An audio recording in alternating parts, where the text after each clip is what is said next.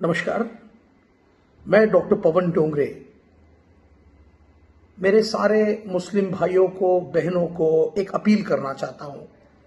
रमज़ान के दिनों में जब आप रोज़ा रखते हैं, रोज़ा रखने के बाद में शाम के समय किडनी और बॉडी की स्थिति डिहाइड्रेटेड होती है और इफ्तार के बाद में अगर आपने कोल्ड ड्रिंक पिया, खास तौर पे कोई भी तरह का कोल्ड ड्रिंक, मैं सिर्फ किसी Pepsi, Thums Up, 7 Up, Sprite या किसी ब्रांड का नाम नहीं ले रहा हूं, कोई भी कोल्ड ड्रिंक, खास तौर पे जो गैस वाली कोल्ड ड्रिंक रहती है,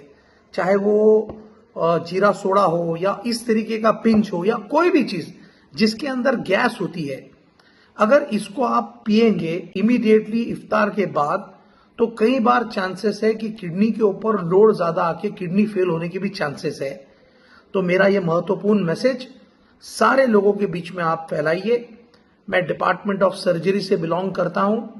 मैं एक कॉलेज के अंदर प्रोफेसर हूं। इस नाते से आज का मेरा ये वीडियो मेरे सारे मुस्लिम भाइयों को, बहनों को और बच्चों को है कि आप रमजान के महीने में इफ्तार के बाद में कोल्ड ड्रिंक, जो गैस वाली कोल्ड ड्रिंक है, वो न पिए। Thank you.